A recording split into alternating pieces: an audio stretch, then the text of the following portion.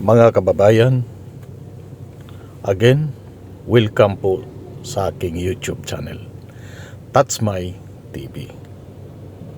Alam nyo mga kababayan, matindi ngayon ang bangayan sa pamagitan ng ating former President Rodrigo Duterte at ang ating ngayong Presidente si Bongbong Marcos. Talagang mainit ngayon talaga ang labanan sa isyu ng politika. So, di na tayo magpaligoy-ligoy. Ano ba talaga ang fentanyl? At ano ba rin ang cocaine? So, ang cocaine is a terpene alkaloid that acts as a central nervous system stimulant. As an extract, it is mainly used recreationally and often illegally for its euphoric and rewarding effects. So ano naman po ang fentanyl na sinasabi ni PBBM na bunga lamang daw sa pagtitake ng fentanyl ni Diggs Rodrigo Rua Duterte ang kanyang paratang. So yun daw ang dahilan. So ano ba talaga ang fentanyl? Fentanyl is a potent synthetic opioid drug approved by the Food and Drug Administration for use as an analgesic, pain relief, and anesthetic.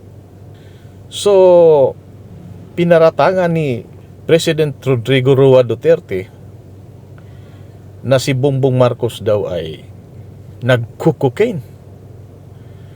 So, paano ba talaga nangyayari? Bakit siya nagkukokaine? Kung totoo man. Mas magandang ating pakinggan na lamang si PRRD. Diggs, pasok. Ngayon, yan ang bumulta ka sa akin ng ganon. Tatanungin kita, yung cocaine, may prescription ba yan? Saan mo kinukuha yung supply mo? Alam ko ang tao nung dumadala sa diyan sa Malacanang. Body mo yan sila. As a matter of fact, yung yun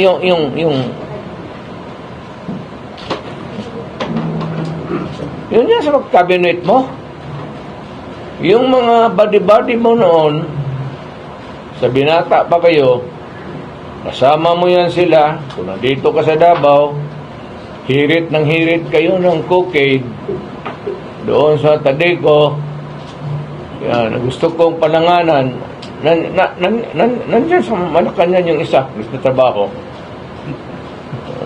Yung iba, gusto mo pangalanan ko.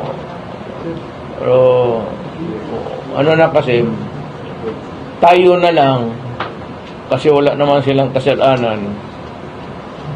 It's your idea kasi itong Long time ago, I was suspecting it was Romualdez. But ang lumalabas doon sa Malacanang na gusto mo rin talaga pati si Lisa, pati kayo ni Romualdez. Kayong tatlo, pamilya, what is the purpose of this People's Initiative to amend the Constitution?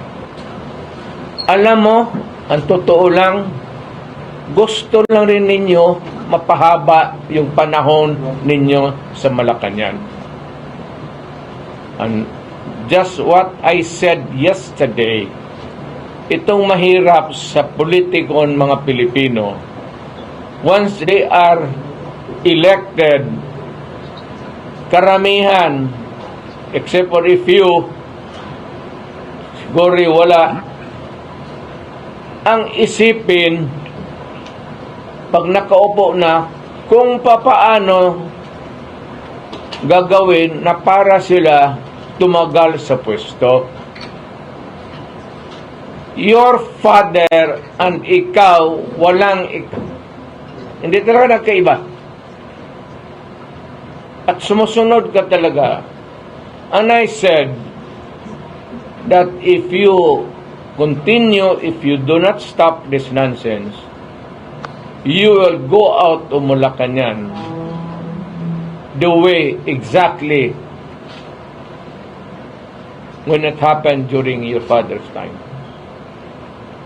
Maniwala ka sa akin. Huwag ka mag-asa niyan sa military na sa iyo yan. Hindi sa iyo yan. Pagdating sa panahon magkagulo, they have to intervene because there will be bloodshed. And of course, you have to keep order in this country.